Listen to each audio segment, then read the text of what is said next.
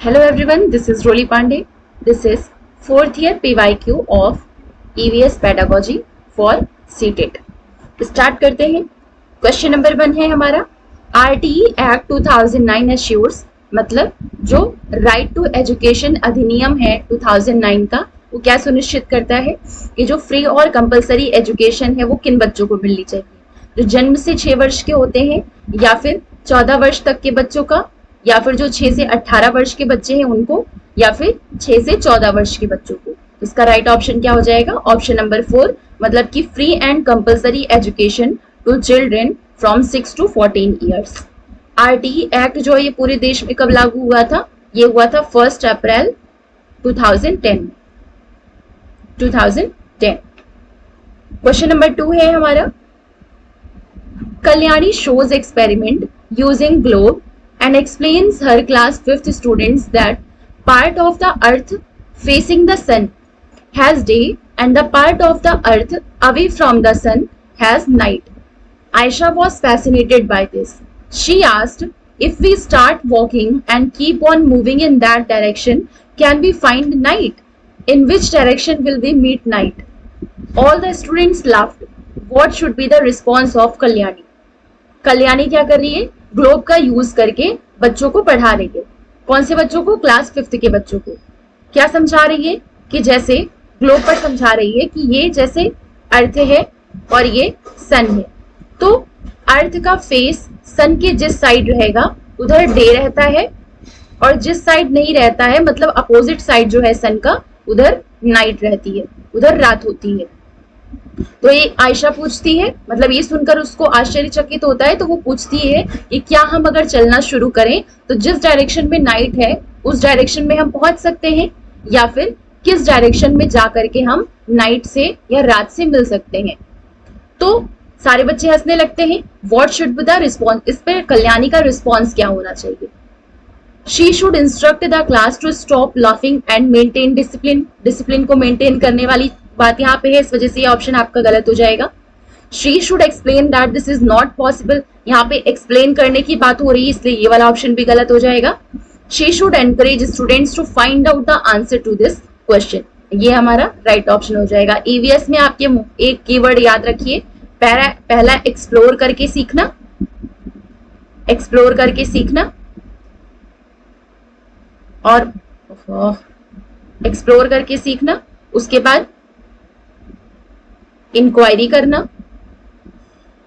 और लास्ट में उसको जनरलाइज करना। ये 3 की पॉइंट्स है आपके किसी भी क्वेश्चन में, मतलब कि मैक्सिमम क्वेश्चन ऐसे होते हैं जिसमें कि आप इस तरीके का कीवर्ड लगा करके आंसर फाइंड आउट कर सकते हैं।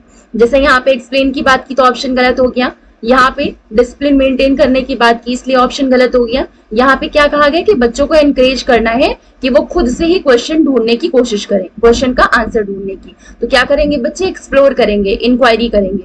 तो यहाँ पे एक्सप्लोर हो रहा है, इस वजह से हमारा राइट ऑप्शन हो जाएगा ऑप्शन नंबर 3, मतलब उस विद्यार्थी से इस प्रश्न का उत्तर खोजने के लिए कहना चाहिए। तो क्वेश्चन नंबर 2 का राइट ऑप्शन क्या हो गया? Option number 3।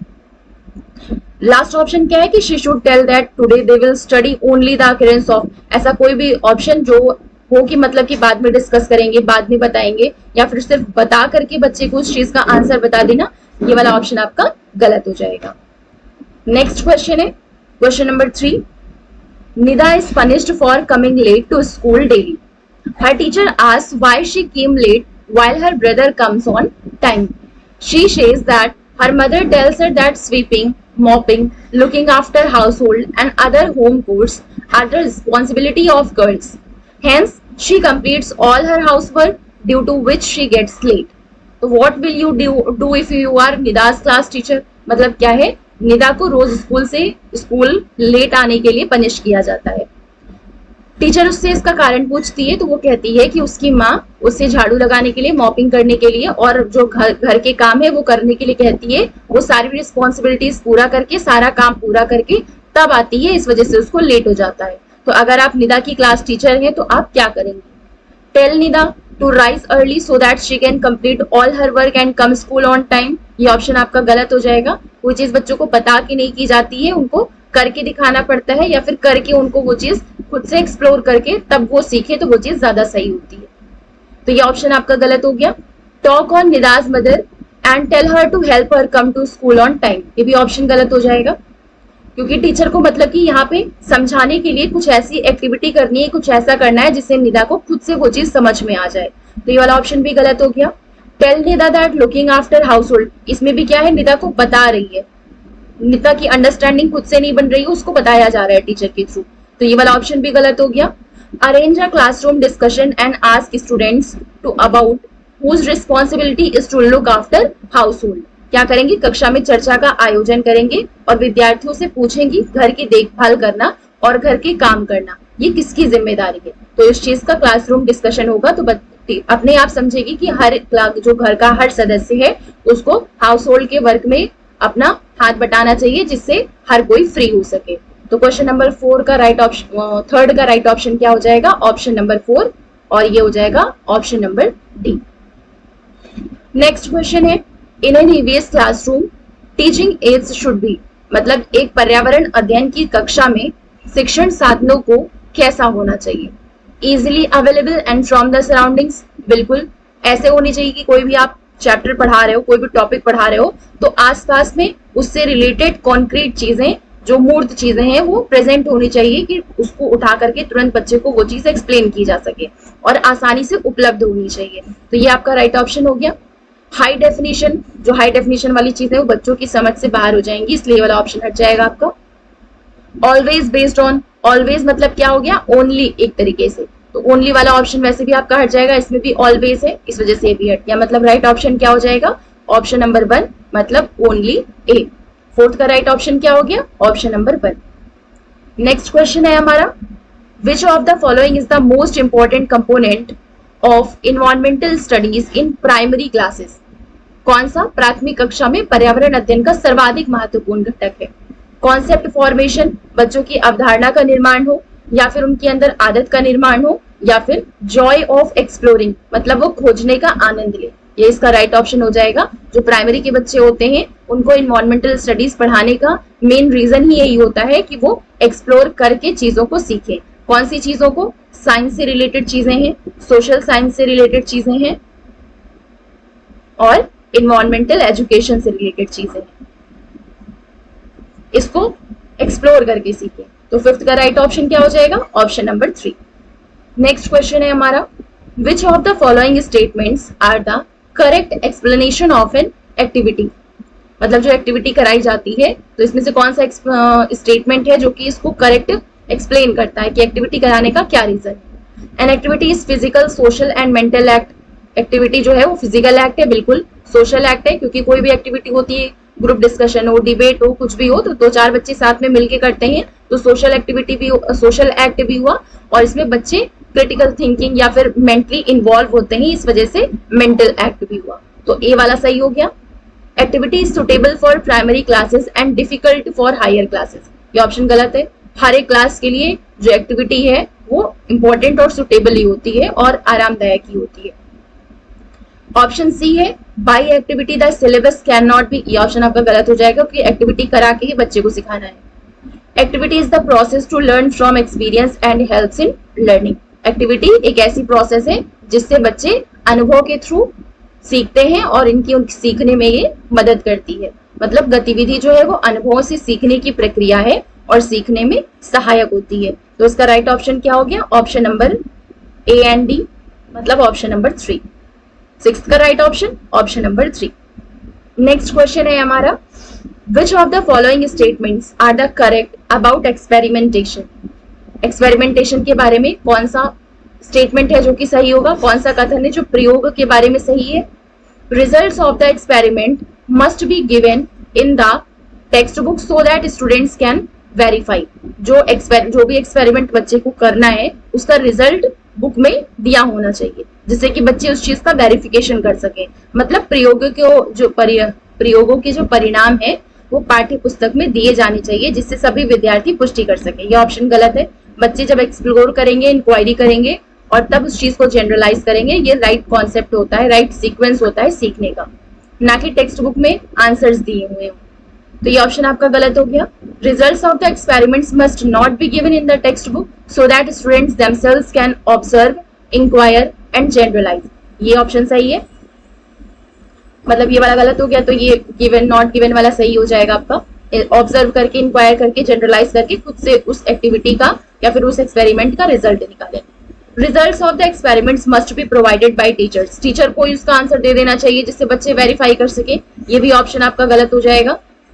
Results of the experiment must not be provided by teacher, teacher के द्वारा एक्सपेरिमेंट्स का रिजल्ट नहीं देना चाहिए, जिससे कि बच्चे एक्सपेरिमेंटेशन जब करें तो खुद ही ऑब्जर्व करके, इंक्वायरी करके और जनरलाइज करके उसका रिजल्ट निकालें। तो ऑप्शन डी सही हो गया, मतलब इसका राइट ऑप्शन क्या हो गया, बी एंड डी ओनली, मतलब ऑप्शन नंबर 2। ये हो गया क्वेश्चन नंबर 7 का राइट ऑप्शन। मतलब प्रयोगों के परिणाम पाठ्यपुस्तक में दिए जाने चाहिए जिससे सभी विद्यार्थी पुष्टि कर सके, ये हमारा ऑप्शन सही हो जाएगा। और हो जाएगा प्रयोगों के परिणाम शिक्षकों द्वारा नहीं बताने जाने चाहिए, क्योंकि प्रयोग अवलोकन, जांच पड़ताल और सामान्यीकरण के बारे में। इसका right option A and D. Next question है हमारा, Bhim asked his gardener why flowers and fruits are colored when the leaves of the plants are green। Bhim ने अपने गार्डनर से क्या पूछा कि अगर जो पत्तियां हैं पेड़ की या फिर पौधों की वो हरी होती है तो उसमें जो फ्लावर्स और फ्रूट्स लगते हैं वो कलरफुल क्यों होते हैं। तो ये जो प्रोसेस हो रही है इसमें भीम की कौन सी प्रोसेस स्किल है जो कि डेवलप हो रही है या फिर प्रदर्शित हो रही है। भीम अपने बागवान से पूछता है कि फूल और फल रंगीन क्यों होते हैं जबकि पौधों के पत्ते हरे होते हैं। तो भीम के द्वारा किन प्रक्रिया कौशलों को प्रदर्शित किया जा रहा है। पहला चीज तो भीम ने पहले इस चीज को ऑब्जर्व किया कि प्लांट्स के जो पत्ते हैं वो ग्रीन हैं और जो उनके फ्रूट्स और फ्लावर्स हैं वो कलरफुल है। तो मतलब पहला उसमें क्या हुआ, ऑब्जर्वेशन हुआ। इसमें किसी तरीके का वो एक्सपेरिमेंट नहीं कर रहा है, डायरेक्ट क्वेश्चन पूछ रहा है, मतलब रेजिंग क्वेश्चन। ये भी सही है। तो आपके जो ऑप्शंस हैं वो दो के ही पेयर में है, तो ए और सी आपका राइट ऑप्शन हो जाएगा, ए और सी ओनली। क्वेश्चन नंबर 8 का राइट ऑप्शन ऑप्शन नंबर 4, मतलब कि भीम इसमें क्या कर रहा है, अवलोकन कर रहा है और प्रश्न पूछना, ये दोनों कौशल हैं जो कि भीम की प्रदर्शित हो रही है। नेक्स्ट क्वेश्चन है, in the chapter the plant fairy of EVS class 3 दीदी is sitting in a garden. Shabnam said that Didi is sitting on little plants. Taplu asked his teacher, do we kill grass by walking and sitting on it like we kill ant by sitting over them? What should the teacher do? मतलब कि कक्षा 3 के पर्यावरण अध्ययन में एक पाठ है पौधों की परी। पौधों की परी, इसमें दीदी एक बगीचे में बैठी हुई है। शबनम कहती है कि दीदी छोटे छोटे पौधों पर बैठी है। तो ये टीचर पढ़ाई रही होती है, तो टपलू अपने शिक्षक से पूछता है कि जब हम चींटियों पर चलते हैं तो चींटियां मर जाती हैं, तो क्या हम घास को भी उसी तरह उस पर चलकर या बैठकर मार नहीं रहे हैं। तो शिक्षक को इस पर क्या करना चाहिए। Discuss that grass plant can survive even if leaves are damaged. तो डिस्कस करके, टीचर मतलब ये चीज डिस्कस करे, ये ऑप्शन गलत हो जाएगा। डिस्क्राइब करे, ये भी ऑप्शन गलत हो जाएगा। Take the students to garden, make them walk and sit on a grass and see what happens. Explain that grass, इसमें explain कर रही है, इस वजह से ये ऑप्शन भी गलत हो जाएगा। मतलब कि बच्चे को गार्डन में लेकर के जाएं, उनको वहां से ग्रास पे चलने के लिए कहें और बैठने के लिए कहें, उनसे कहें कि अब देखो क्या हो रहा है। इससे क्या करेगा, बच्चा ऑब्जर्व करेगा और इंक्वायरी करके खुद से इसका आंसर समझ जाएगा। तो क्वेश्चन नंबर 9 का राइट ऑप्शन क्या हो जाएगा, ऑप्शन नंबर 3। नेक्स्ट क्वेश्चन है हमारा question number 10, most appropriate method for determining shapes and colors of leaves and flowers in an EVS classroom can be। मतलब कि एक पर्यावरण अध्ययन की कक्षा में पत्तियों और फूलों के आकारों एवं रंगों को निर्धारित करने का सबसे उपयुक्त विधि क्या होगी।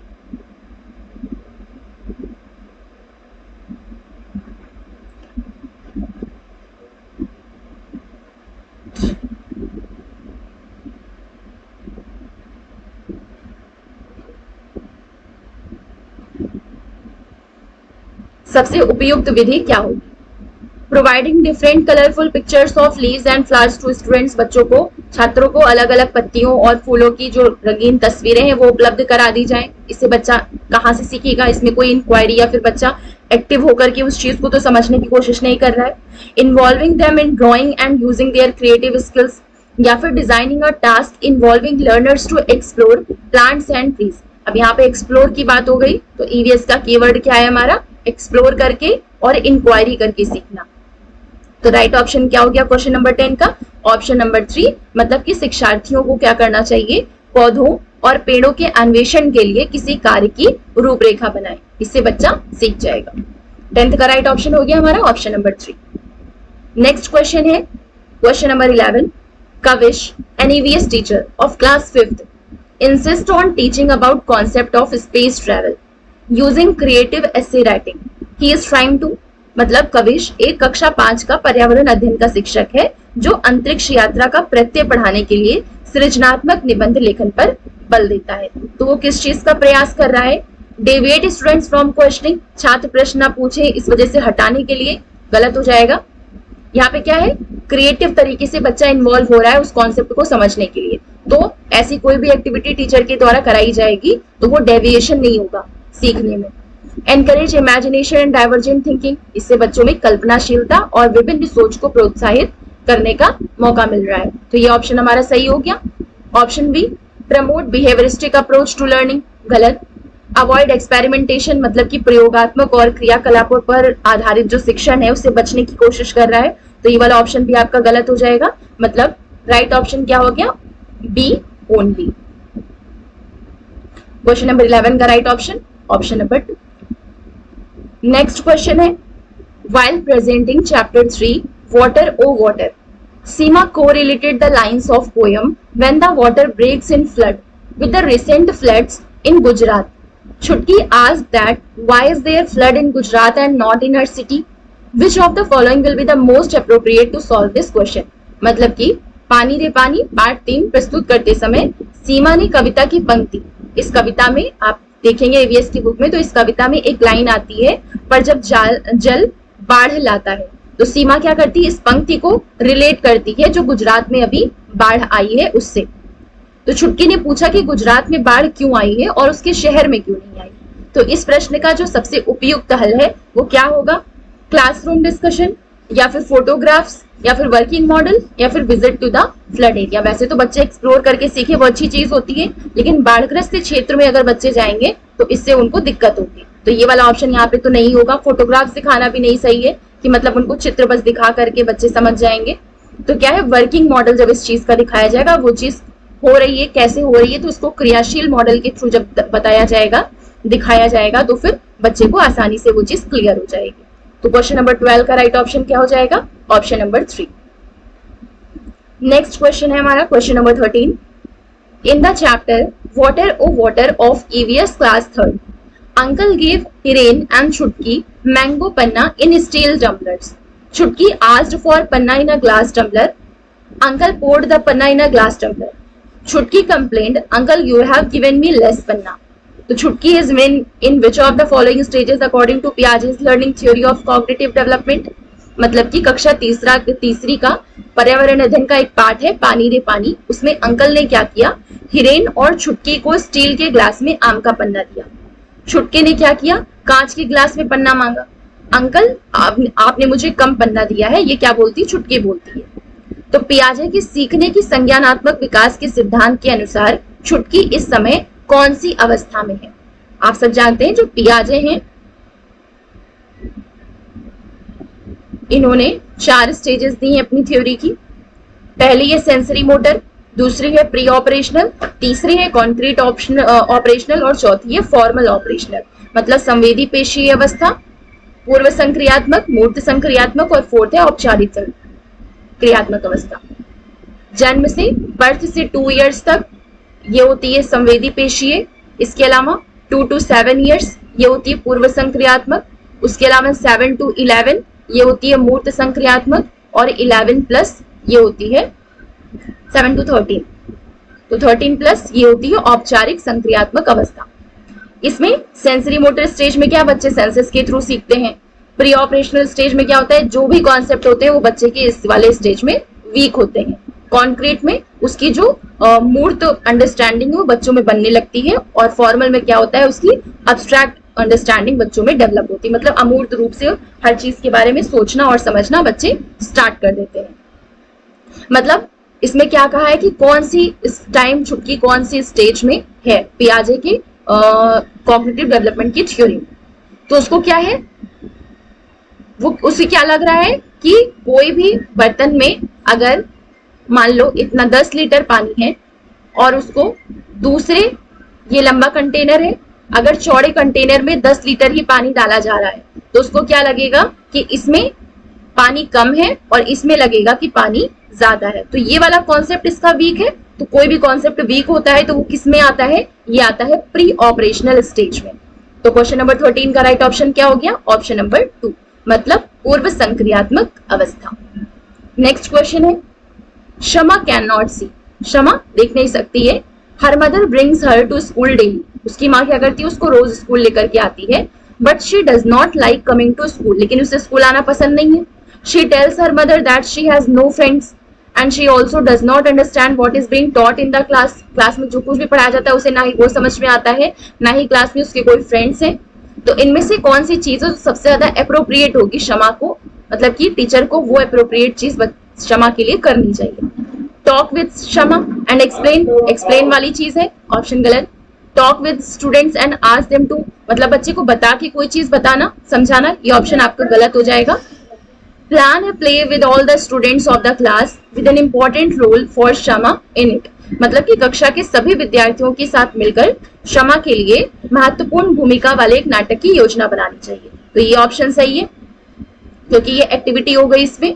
Talk with teachers and make sure, अब यहाँ पे क्या टीचर्स से बात करनी है कि शमा को कोई चीज समझ में आई कि नहीं, इस चीज को ध्यान रखें। तो यहाँ पे ये हमारा राइट ऑप्शन हो जाएगा। तो सी और डी इसका राइट ऑप्शन है, मतलब ऑप्शन नंबर 3।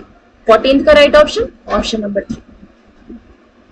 नेक्स्ट क्वेश्चन है हमारा, using textbook as a resource in EVS teaching learning, मतलब कि पर्यावरण अध्ययन के शिक्षण अधिगम में संसाधन के रूप में पाठ्य पुस्तकों का प्रयोग क्या किस लिए होता है, लेस इफेक्टिव होता है बच्चों की डेवलपमेंट में, या फिर provides an opportunity to include everyone. Textbook की बात कर रहा है तो टेक्स्ट बुक क्या है, प्रक्रिया कौशलों के विकास में सबसे कम प्रभावी होती है क्योंकि बच्चे एक्टिविटी और इंक्वायरी, ऑब्जर्वेशन इन सब के थ्रू ज्यादा सीखते हैं ईवीएस को, ना कि टेक्स्ट बुक के थ्रू। तो ये वाला ऑप्शन क्या हो जाएगा, राइट हो जाएगा। Provides an opportunity to include everyone, या फिर प्रमोट्स कोऑपरेशन अमंग लर्नर्स, या फिर इज एब्सोल्युटली नेसेसरी। तो ये सब चीजें नहीं हुई, सब एक्टिविटी के थ्रू होती है, इंक्वायरी के थ्रू होती है, ऑब्जर्वेशन के थ्रू होती है। तो जो टेक्स्ट बुक होती है as a resource teaching learning में किस तरीके से बस को लेस इफेक्टिव होती है बच्चों के विकास में। तो उसका राइट ऑप्शन क्या हो गया 15 का, ऑप्शन नंबर 1। ये था हमारा 4th year PYQ of EVS pedagogy for seated. मिलते हैं नेक्स्ट वीडियो में नेक्स्ट पीवाईक्यू के साथ। Thank you.